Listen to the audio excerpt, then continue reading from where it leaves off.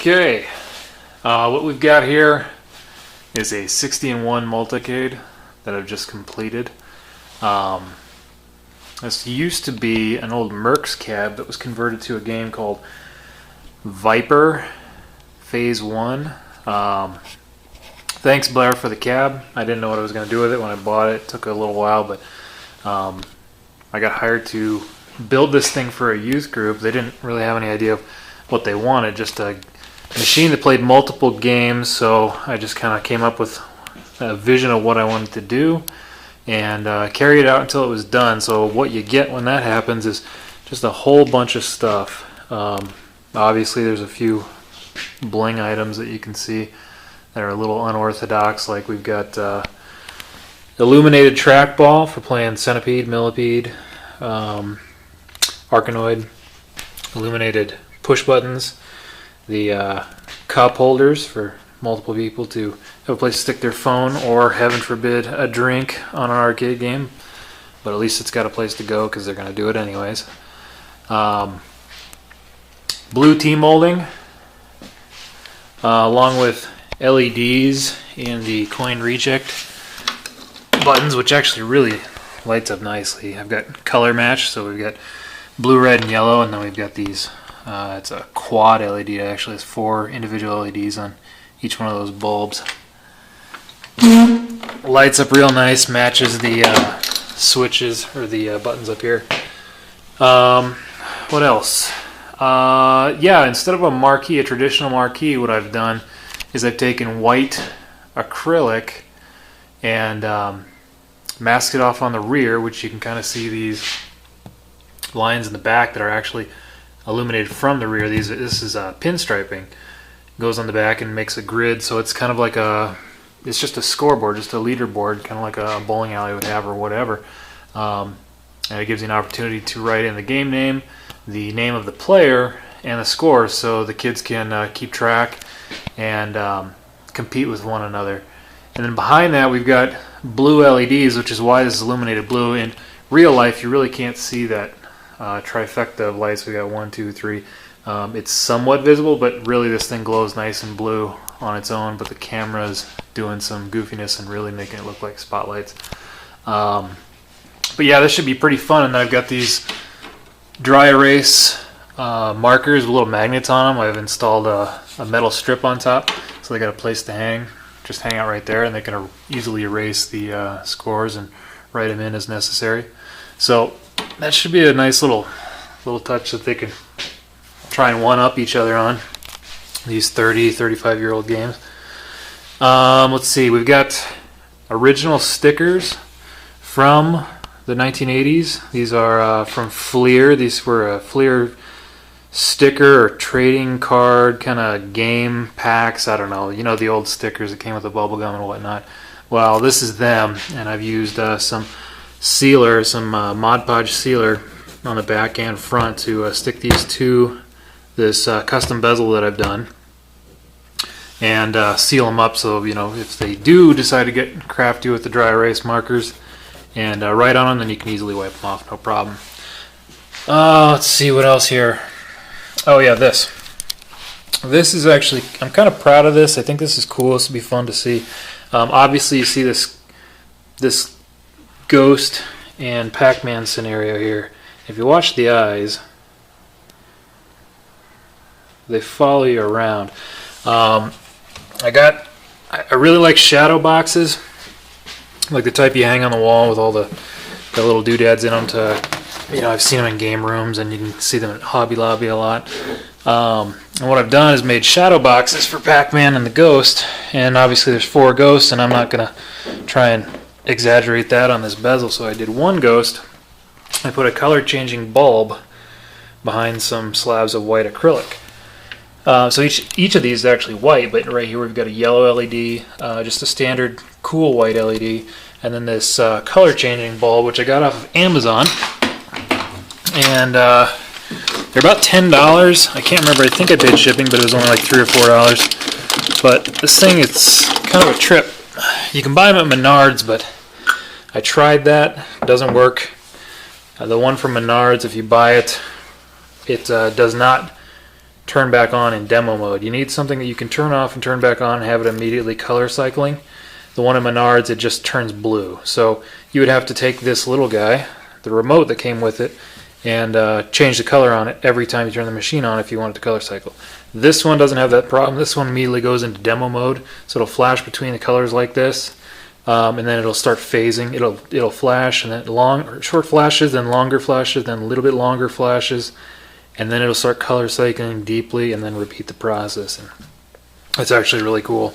And if you want to fool around with the colors, you can do just that with this little handy remote control, but I'm not going to give them access to this because that's all a teenager needs, is another reason to fiddle with stuff. So let's see here. Smooth, fade, strobe. Yeah. So we'll just put it on smooth for now, and then we'll just do these nice smooth color cycles. I've updated it to an LCD monitor. Vertically mounted. The original had a CRT, but those are getting harder to come by, harder to upkeep. This is just a PC style monitor. It senses the input, so as soon as you apply power to it, it's looking for a VGA signal, and once it finds it, it turns on. So as long as there's a signal present, it will turn on. You don't have to have an external push button to turn the unit on. Now this little feature, this thing costs a little bit of money, but tell you what, guys like me, if we're gonna go LCD, it's just not the same as a CRT monitor. It has its own thing going for it. It's reliable, it's newer, sure, but having pixels on the screen, having those smoothed out edges and that character that makes a CRT, you just can't replicate it. Well, this little device is a scanline generator. It gets you a little bit closer to replicating that. Not entirely, but it's doing something. It may seem very, very small to people, especially the people that are going to be playing this, the younger kids. They're really not going to care. If they do, they're amazing humans, and I love them. But when you have this thing off, it's just acting like a regular LCD monitor. If a color's supposed to be yellow, it just shows up yellow solid. Green, solid green. If you look on your CRT monitors, it's actually using 3 different colors to produce any color that you see on the screen, so you get those pixels, and it smooths out the image. As you can see here, it's just solid red, solid white. I mean, there's no character to it. I'll see if I can demonstrate this. I don't know if I can do it properly with a camera, but when you turn the scanline generator, there's a few different options on it, but the setting that I have it on, it just adds these thin little lines. You can kind of see it show up in there. In person, it's actually, I wouldn't say a lot more distinct, but to my old eyes, it looks a lot more natural, a lot more forgiving to the original artist's intent of what the game should look like. Pac-Man doesn't look as blocky, and it just smooths things out, gives it a little bit of character. There are a few options on this. Obviously, the on-off. You can choose the width of your lines that you're adding in, the scan lines like a CRT would have. This one you can see on the camera, I believe. It's a little bit thicker, but in person it looks a little weird.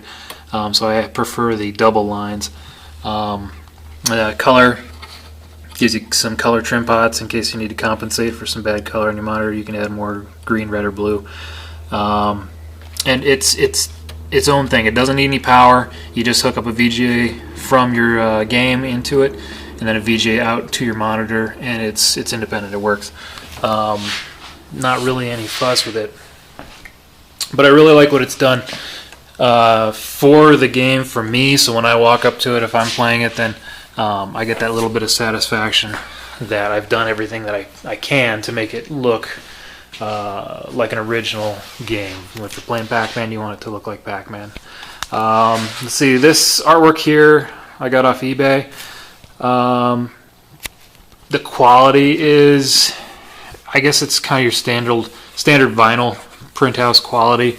It's pretty good. I got it because of the art, not because of the quality of the print. I love the graphic. It's an original.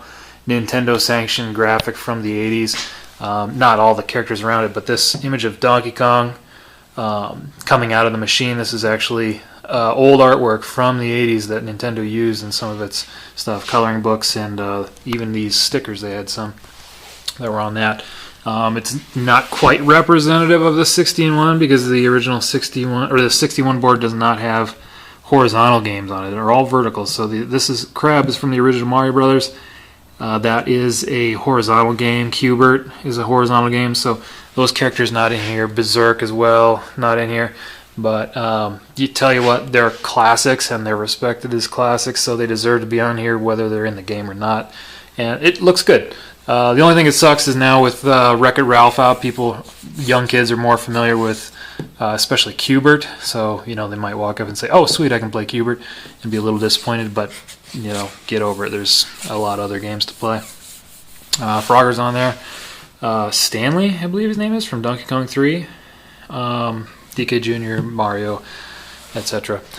But this here, this graphic, this Pac-Man maze, I got this made from my trusty guys at GameOnGraphics.com. I've been getting stuff from them for years and years and years. It's always top-notch quality. They'll spec it to whatever size you need. They'll do custom work, or they've got a variety of selections that you can choose from. But it's really good quality. It's got a tough skin on it, a laminate that goes on top that makes it applicable for control panels. They do marquees, they do side art, they do everything. But I like the two-tone action of this, where I get more of the Pac-Man feel on the front and some Donkey Kong and the other characters on the side, so it kind of brings it all together. And then obviously the shadow box situation.